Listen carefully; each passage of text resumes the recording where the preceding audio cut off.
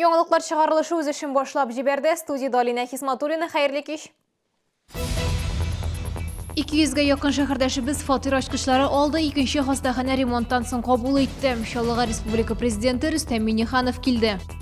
Булачак төзүчеләр уку йортыннан чыкмыйча гына остаханәдә тәҗрибә туплыйлар. Батынчу исемдәге колледжда ремонт төгәлләнде. Хезмәтенә күрә хөрмәте. Наил Мәгъдиев социаль хезмәт геройлары белән очрашты. Батынчу исемдәге Кама төзелеш көлиятендә төзекләндерү тамам ремонт нәтиҗәләре белән бүген Республика Президенты Рөстәм Миңнеханов танышты. Көлият базасында төзүчеләр әзерли торган ресурс үзәге дә ачылды. Учреждение төзелеш һәм шәһәр хуҗалыгы өлкәсендә белгечләр әзерли. Ремонт белем бирү сыйфатыннан инде йогынты ясый. Гүзәл Шиһапова сюжетында.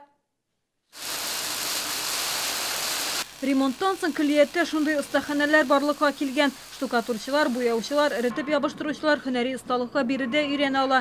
Кабинетларны булдыруда төзелеш өлкәсендә эшләүче бизнес вәкилләре булышкан.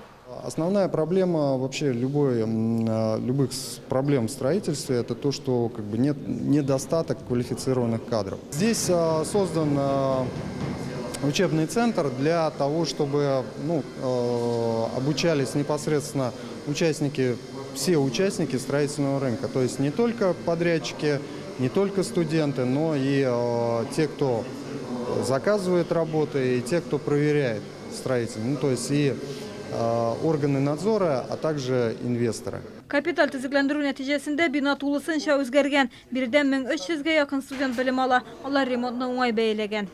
Төзекләндерү яңа инде. Менә алдан килгән булсагыз, бу комплексның нинди хәлдә булуын, менә хәзер нинди дворец ман, менә безнең столовойны карап китерсәгез, ул рестораннан ким түгел. Балалар рәхәтләнеп башлыйлар. Балаларның күзләренә нур барлыкка килде. Аларның укуга теләк үсте.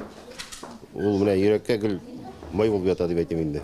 Бинаны капиталь төзекләндерү өчен республика бюджетыннан 100 миллион сумнан артык акча бүленгән. Киләсе елга көлиятнең тулай торагын төзекләндерергә ниятлиләр. Гүзәл Шиһапова, Сергей Вильданов, яңалыклар.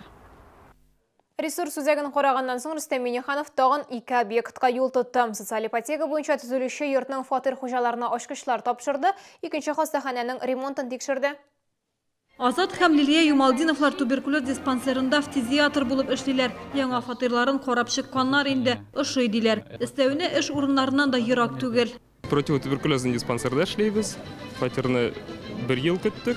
Былтыр август аенда монда күчеп килдек. Университет бетергәннән соң. Бүген 183 гаилә яңа фатир ачкычлары алды. Алар арасында укытучылар, табиблар һәм башка бюджет өлкәсендә эшләүчеләр. Яңа елга кадәр күршедәге йортка 200-гә якын хезмәттәшләре урнашачак. Сезнең белән бергә шатланырга килдек. Менә бик матур йорт. Бер генә йорт түгел, 2 йорт. 10 көннән икенчесен дә тапшыралар.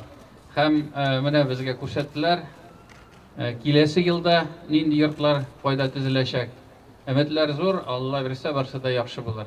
Кемнең квартирасы бар, аны аңламый ул. Менә кемгә кирәк, менә ул кирәк кеше өчен ул бик зур бәхет. Республика президенты икенче хастаханәдәге ремонтны да югары бәяләде. Кайсы бер бүлекләр, монда уникальный бүлекләр, торакальная хирургия, онкогематология, гнойная хирургия, колопроктология. Шуңар күрә менә шәһәрдән генә түгел, башка районнардан да монда авырулар киләчәк. Ремонт барышында яңа җайланмалар да кайтарылган. 4 операция залын тулысы белән яңартканнар. Палаталар, процедура бүлмәләре санпин кагыйдәләренә туры килә. Гүзәл Шиһапова, Сергей Вильданов, яңалыклар. Шулай коткаручылары судан балыкчының үле гәүдәсен чыгарган аянычлы хәл Иш елгасында Татар Шәршәде авылы янында була. Коткаручыларга иртәнге 10-да шалтырату килә, урынга килеп җиткәч, ир-аты суда була, дуслары аны тартып чыгара алмый. Кече суднылар буенча дәүләт инспекторлары бузга чыгарга иртәрәк дип исәтә. Һава торышы минус тамгасы белән булганда су өслеге атна 10 көнендә чыдам булачак. Мужчина уже провалился и был мертв. То есть он не смог выбраться. Друзья в компании, с которыми он был, не смогли ему помочь выбраться из майны. И он от переохлаждения скончался.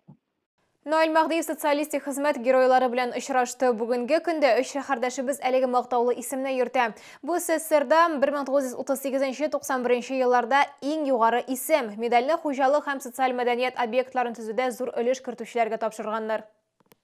Радик Желяев Шаллыга геологик партия составында келген слесарь сантехник булып эшләгән, комсомол эшче бригадасын җитәкләгән, КАМАЗ заводының беренче чиратын төзегәндә керткен зур өлеше өчен социалистик хезмәт герое исемен алган. Раньше было, значит, очень много выделяли, значит, рабочему классу много внимания уделяли, поэтому я как бригадир строил все инженерные сети, за водопровод, газопровод, тепло, все истоки воды. То есть меня посчастливилось строить сначала инструментальный завод. В 1973 году мы его сдали. Значит, нашему коллективу поручили, значит, строить именно автомобильный завод. Бүген Чаллыда 3 социалистик хезмәт герое яши. Шәһәр хакимияте белән мондый очрашулар ел сайын кабатлана. Вы наша гордость, герой социалистического труда, люди много сделавшие для развития нашего города.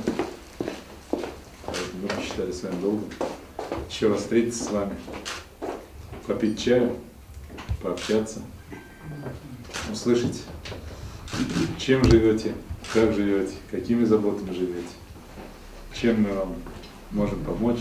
Очрашуда геройлар үзләренең тормышы хакында сөйләде, истәлекләре белән бүлеште. Әмма берсе дә тормышка зарланмады. Без барысыннан да канәгать диялар. Гүзәл Шихапова, Илдар Шайдуллин, яңалыклар. Хәзер рекламалы мәгълүмат Чаллыда 6-нчы тапкыр Бөтен Россия ярминкәсе узам. Бирдәйле безне 90 оешмасы катнаша. Бу ел сатучылар шәһәрдәшләребезне нинди товарлар белән шаккаттыра? Киләсе сюжетта. Якутиядан һәм Ерак Көнчыгыштан юмарт балык тотымнары, тәмләткечләр, затлы ит ризыклары, натураль мехтан тегелгән туннар, Италиядан кием салым, Монголиядан трикотаж. Булар барысы да Бөтен Россия ярминкәсендә. У нас товар особенный, у нас 100% шерсть яка, верблюжьи, кашемировые. Они даже некоторые не крашены в натуральном цвете. Еще они очень теплые, согревают. Бөтен Россия ярминкәсендә матур һәм файдалы көнкүреш товарлары бар. Яңа елга бүләкләр дә сайлап алырга мөмкин. Их приятно дарить, приятно получать, и эмоции, которые при этом получаются, они просто непередаваемые. Балды яратучыларга Беларусь, Үзбәкстан, Россиядә җитештерелгән тәм-тем илнең умарталарыннан балның бик күп сортлары рәсем ясалган савыттан хуш исле чәй янына кулай булачак. Когда приезжает ярмарка, мы с удовольствием сюда приходим. Товаров, выборов очень много, нам нравится. Постоянно прихожу на эту ярмарку. Мне нравится рыба здесь, камчатская, всегда покупаю. Балалар һәм олылар өчен товарларның киң ассортименты тәкъдим ителә. Ят куенчыклары, сувенирлар, кием салым, аксессуарлар. Ярминкәнең соңгы көнендә сатып алучылар арасында көнкүреш техникасы һәм башка бүләкләр уйнатылачак. Юмарт, тәмле, җылы һәм уңайлы. Бөтен Россия ярминкәсе 10 декабрьгә кадәр 32-нче комплекста Мегастрой гипермаркеты мәйданындагы павильонда оештырылачак. Бу сезгә ишкерәсе соңгы мәгълүматы без идем. Мин Алина Хисматуллина, сезгә күңелле яллар теләп сау булашам. Исән-имин булыгыз.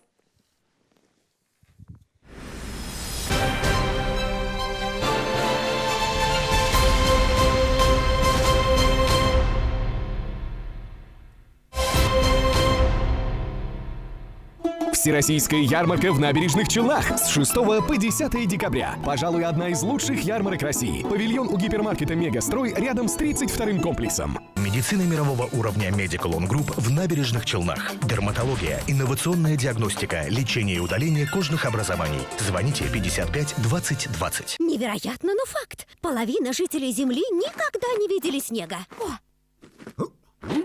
Отправим. Знаешь, как обрадуется. В корпорации «Центр» и «Селдом» впервые кредит со скидкой. На стиральную машину загрузкой 6 килограммов скинули 1200. На юге что думают? Мы песка не видели. Предновогодняя распродажа. Шубы от 15 тысяч рублей. Шубный базар из Пятигорска. С 5 по 10 декабря ДК «КамАЗ».